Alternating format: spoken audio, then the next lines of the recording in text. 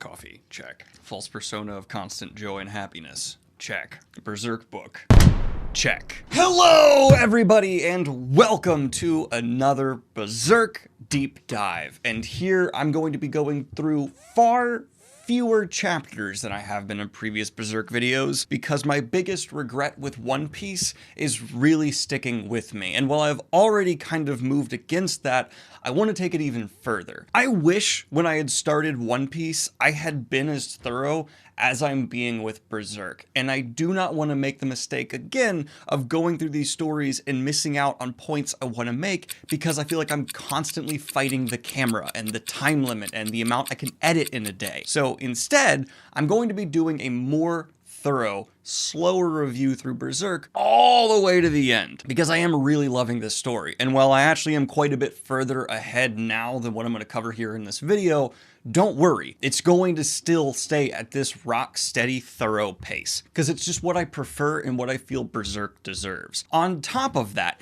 in the last Berserk video I did, I had quite a few people correcting a mistake I had made in the narrative, and I had gotten something wrong. And that's awesome. I really actually appreciate the people who are paying close enough attention to go, hey, you got this little thing wrong, and I'm going to add a correction. Hell, I'll even pin a comment if it's correcting me in something I think is major enough. What I don't like is the people who jump on those people and attack them for correcting me. I had to ban a couple people in my last comment section because of that, because people were like, leave him alone.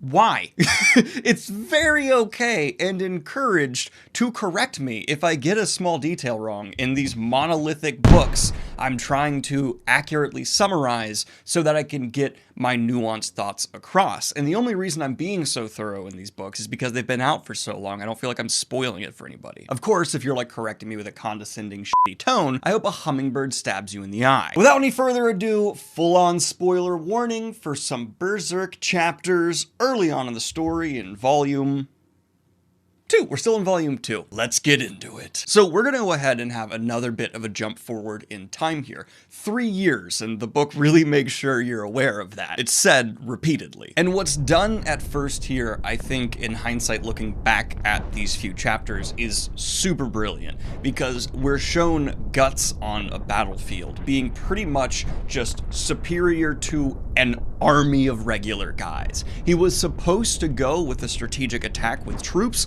but instead he's gone off on his own and still basically managed to accomplish what he set out to do. Which is also really good characterization for Guts, because we know he's not a brilliant strategist, he's just a really good brute. And kind of a stubborn, dumb brute at this point. I don't mean that as an insult, he just does things where you're like, yeah, that's not mitigating risk on the battlefield, my friend. And he's got an ego, which becomes kind of a central focal point for his character in these next few chapters. Because as he's coming back from the battle, he's being congratulated by a lot of the members of the mercenary group around him. They're saying it's so badass, so cool what he did.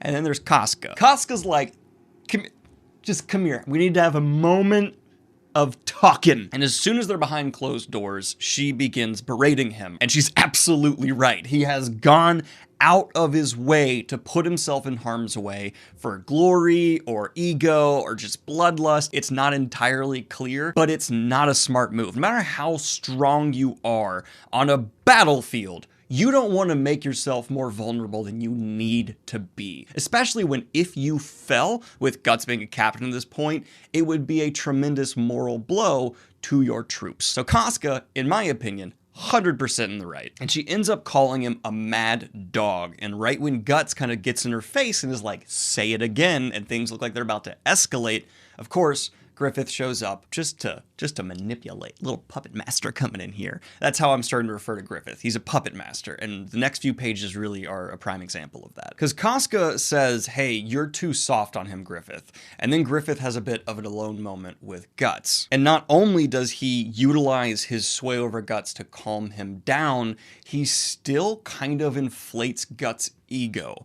Griffith is setting Guts up to be something, and I think I have a good idea on what that is, and watching it play out on someone who's as traumatized and vulnerable as Guts is in an emotional level is kind of heartbreaking, because yeah, he's a monster in a lot of ways, but he's still that scared kid, and he's not developed beyond that. And actually, as Casca is leaving this confrontation, some of the troops offer like, hey, if you want Guts to, and then she just immediately hurts them and is like, no. And they're like, oh, okay, that's not an option. But then we move on to Griffith actually getting a major award. I think it's a knighthood. Is it a knighthood? Yeah, knighthood at the hands of a king, which is not done for a mercenary leader. And while this is a really big deal, Guts isn't there.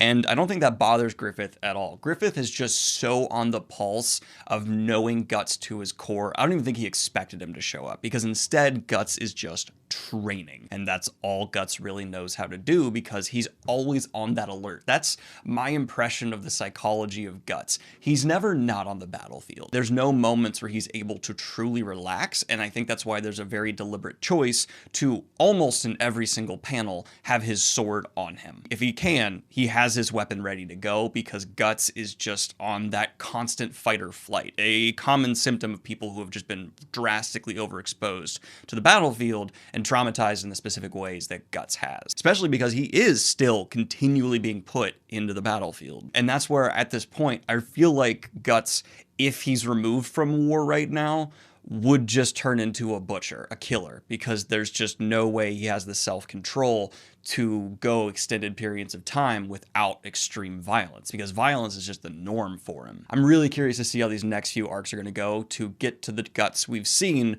who, while he is still on that edge, he's a little bit more in control. But then we enter some chapters called NOSFERATU ZODD, and we get a flashback reminding us of exactly what the Behelit is and what Griffith said about it, kind of setting up what is to come. And here we have, I think really in terms of the structure of the story, the perfect place to reintroduce the severely supernatural, because we had that obviously in the first book that I got through that I wasn't the biggest fan of, and it's time to bring it back into play after setting up Guts and these characters so well. It honestly just feels like right on the money, where I wasn't like, okay, when's this gonna happen? And it's happening early enough where I'm like, oh yeah, it's time for supernatural stuff. And through this reintroduction of the supernatural, we're told about someone who's been seen in the battlefield named NOSFERATU, which of course, as a cinema fan, made me go, oh no, that's not the design for NOSFERATU. I was expecting the dude, but that's not what we got.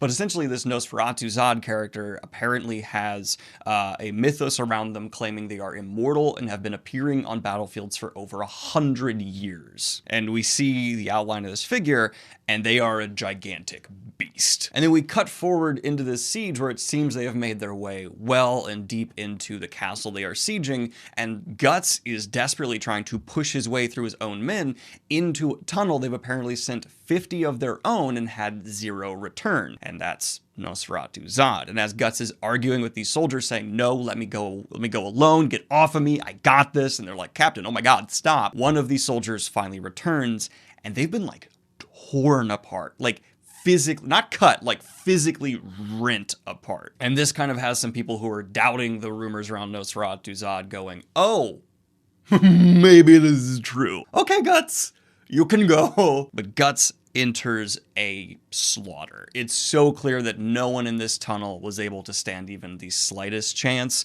and they have fought something supernatural because they are just in pieces. I'm not going to show the gore on this YouTube video. Actually, I got away with the gore in the last. I'll show some up here. Is that YouTube? Is that? There's even this striking image, which to me was just, I don't know, the art continues to slap. I don't mean to sound redundant, but oh, wow. If you can communicate the emotion of just bleak gore, which I find to be a hyper-specific type of feeling art to give me, it always kind of just makes me sad and affects me, which Berserk does a lot in a good way. But Guts comes to the realization that this is not a human being, and he comes into the presence of NOSFERATU ZODD, and we see him, and yeah, he's a monster. The fact that his like hands are drawn into this guy's face is so upsetting. That's a new fear. I'm gonna have nightmares about that. Berserk is the graphic novel that's come the closest to actually giving me nightmares. Quickly though, it becomes just totally apparent that Guts is entirely outclassed. And that's why I liked that setup at the beginning versus what we see here, because it's letting us, the reader, know Guts is gonna get a lot stronger. Because when I was reading the beginning of this, I was thinking, oh, we have met Guts at the level we first saw him at the beginning of Berserk, but clearly not, because a monster like this is something that Guts can handle, whereas the Guts we are with now immediately is in trouble. He parries one blow and it shakes him because he barely did it, and it's unlike anything else he's ever faced, and NOSFERATU ZODD is like, wow! Good job! Your reward is you're gonna fight me and you're still gonna die. But Guts kind of challenges, I think I'm reading this right, NOSFERATU ZODD to like a quick draw of swords, and actually manages through some incredible maneuvering to score a hit. And this just really impresses NOSFERATU ZODD. Really, this is where he's like, for 300 years, no one has wounded me. 300 years. Mad props. I'ma kill you. And I will say a very small critique at this point. There are just some sequences in this fight, and maybe this is on me because I'm not entirely used to reading graphic novels like this yet, but I wasn't sure exactly how Guts managed to score a hit, or like how he managed to dodge, because like the panels can only show so much movement, and I, as someone who's used to just visualizing each step of a fight in my head, really want to close those gaps, and I wish I had pros just telling me in detail what was going on. So that's just entirely a personal preference thing, but it's there. But this blow he lands is what begins NOSFERATU ZODD's transformation, and he becomes like a minotaur demon. The demon designs in this are great. Like, I'm witnessing something that feels on the scale of like Xenomorph designs or like The Thing, but consistently for demons in a graphic novel. And oh, yes. I really want to know where they pull their references from for how the author, oh my gosh, I forgot the name, Kentaro Miura, developed the representations for these demons, because it feels very well sourced. Or maybe it's just his imagination. I don't know. But here is where Guts does get some credit. NOSFERATU ZODD continues talking a bit too much for a fight, but it's fantasy. What are you going to do about it? But he's just obliterated to the point where he can't even fight back, and this demon's like, I'm going to kill you now, and no mercy. Though, kudos. I really want to emphasize kudos. He really does give Guts that, which is kind of nice, but he says it to the point where I, as the reader, I'm like, you're kind of polite in your murder. But just as he's about to finish Guts, a volley of arrows slams into this demon's back, not really affecting him, but causing him to turn around and going like, who came in here? And this is where we see Griffith has led in a small battalion of archers to unload on this creature. Suspension of disbelief. Checking in real quick. How did he get in all of these troops in heavy armor and structure firing lines and tell them to shoot without being heard at all? I don't know. I'm willing to believe the demon. Not really willing to believe that. And they're not even that far behind. Like, that's like maybe 30 feet, if I'm 40 feet, if I'm being really generous. But Griffith, being the naturally pretty good leader he is, like, I'm gonna give him that credit. I don't like him as a person, but he's a good leader, tells his men to stay focused and launch a second volley, and it does nothing. This demon is just outclassing them in every way. So after the slaughter continues, Griffith orders Casca to get the troops out of there while he tries to rescue Guts. And as we know from previous fights, Griffith is comparable to Guts in power, though they haven't gone against each other since Guts has had 3 more years of training, so I don't exactly know how they stack up now. But like the images of the slaughter, horrifyingly captivating. But as Griffith gets Guts, the demon whirls on him, now not having any troops to deal with, and we have Griffith versus demon. So totally screwing up the flow of this video, I want to talk about something here that I think is a really important aspect of what exactly Griffith is doing and the larger relationship between Guts and him, because it's kind of this theme of friendship, and you feel it developing as well between Guts and Casca. Obviously that's being set up to be a more substantial relationship down the road, at least in my early on impression. But Guts does not have friends, but I think he thinks he does. Griffith views him as an asset. I believe he would be sad and emotionally cares like what happens to Guts, but that's not how he functions. The reason he cares about him is because Guts is something to be used.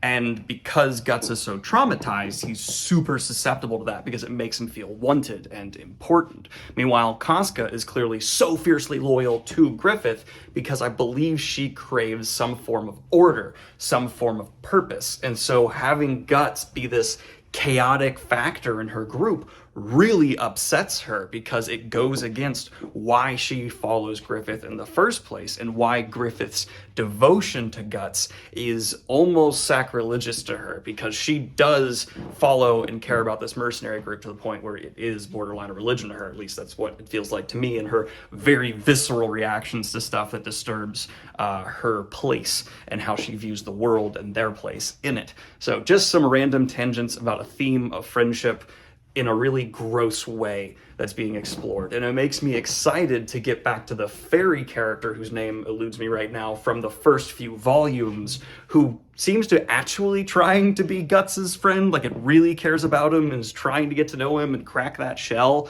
And I think that's why Guts is pushing back on it so hard, because that's not something he's familiar with. And the last people who cared about him, obviously something horrible happened. So, random tangent done. And I expected Griffith to pull some stuff here to win this. That's actually where I was like confidently as a reader being like, Griffith got... No!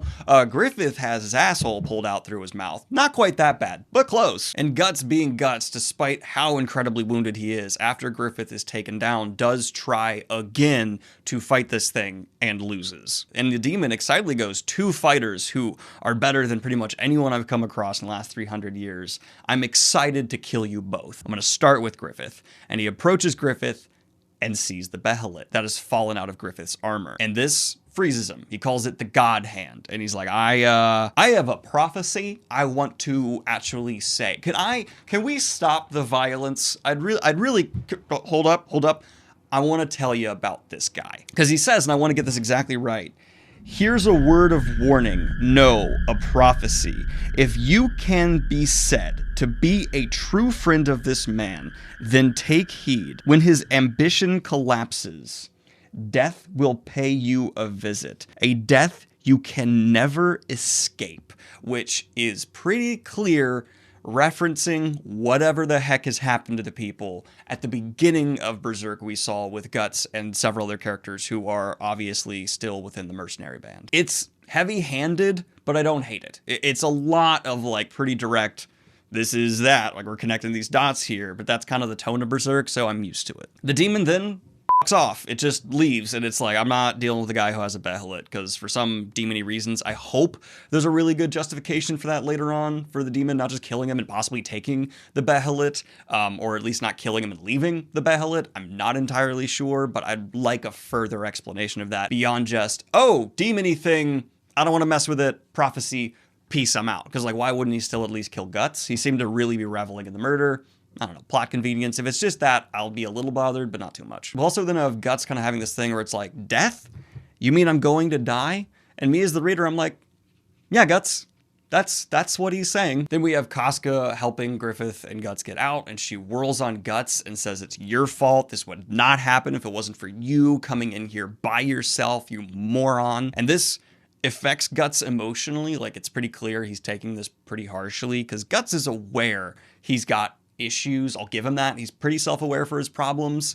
It's just that, you know, he puts zero effort into changing. And there's occasionally like just really nice artistic illustrations of scenes that happen in the previous chapter at the end. And I really like this one of Guts, because it kind of conveys the desperation he was feeling with still the strength within him. Like, his hand is still on that sword no matter how beaten he is. And he looks like he's trying to muster the strength to stand. It's Guts to a T. Here we see, though, Guts is recovering from his injury, and he has a bit of a run-in with a noble who's like, those soldiers are clearly lying about what they saw on the battlefield. Those things don't exist. And Guts hurts him. The noble, like, draws a sword, and then just Guts gives him a look, and the noble's like, I'm actually not gonna do that. I'm gonna go. But that's because I imagine Guts has the kind of face where it's like, do something. You don't mess with that. It's like when someone tries to start a fight with you and they have cauliflower ear. You don't mess with someone who has cauliflower ear. That's a really good rule in life. There's a quick couple of panels that establish that Casca is still mad at Guts, and then we go back to Griffith, who is also recovering in bed. And then Guts needs to be kept in a room until some people arrive to like have a debrief, I think, of everything that happened. And instead of staying, he just easily tosses the guards trying to keep him down in the room. I thought he would actually back down here and there'd be like a moment of growth for him because of how mad everyone is at Guts, especially Casca. But instead, no. He just tosses the guards down and leaves because Guts. I touched the mic, oops. This does piss off Casca enough, though, to actually punch him in the face. And this, like, really sends Guts over the edge, and he calls her some sexist terminology before storming off. We then have a remark that I think will have a lot of importance down the road, where someone in the mercenary group remarks that Griffith feels like he's been drifting away from the group, and this definitely seems to resonate with Casca. But we cut again to Guts doing, guess what? A, training, B, training, or C, all of the above. It's D, training while wounded. He's still recovering from his injuries, and while he's doing his little muscle workouts of swinging his massive sword around, he's visualizing all of the times Casca in the last few chapters has been angry with him. And this is where Griffith actually shows up yet again to weave his little webs into Guts's mind. And Griffith kind of starts like playing the line of what exactly they fought against, and Guts, to his credit, I think is kind of seeing through Griffith's downplaying of the creature's reaction to the Behelit. Because I want to get this right, but if you look at it in a different way, it might be proof that there's something huge, something beyond human understanding in this world. For instance, what are called gods or something? Don't you mean devils? Who knows? Aren't they the same thing? I got you, Teach. No, they are not. And Guts is like,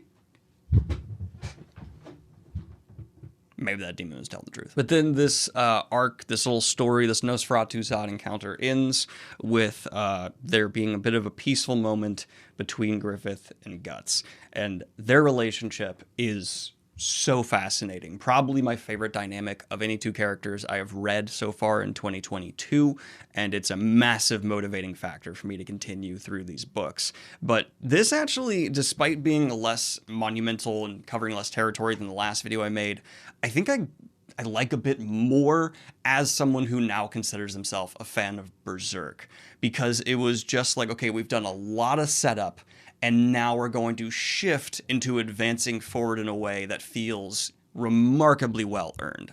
And that's why I'm going to give this a very solid 7.5. It was still blunt. There was still some stuff that just felt kind of unbelievable for me. I know in a world with demons, that's ridiculous to say, but still, it's there. It's my honest feeling. But all of those flaws are carried so wonderfully to the point where they can be ignored by fantastic character work for the characters that the book is really focusing on. This is a hyper-focused character and world narrative, but it's pulling it off. So that is my next little Berserk video. Let me know what you think about it in the comments down below, and like and subscribe if you have not already. I'm gonna try to make these bi-weekly, or maybe even just weekly, depending on your all's engagement. So if you want to see more of these, like, comment, share, post it all over the place, because, you know, I gotta work for the algorithm, unfortunately. But anyway, my books, my merch, check them on out, and have a good one, y'all. Bye!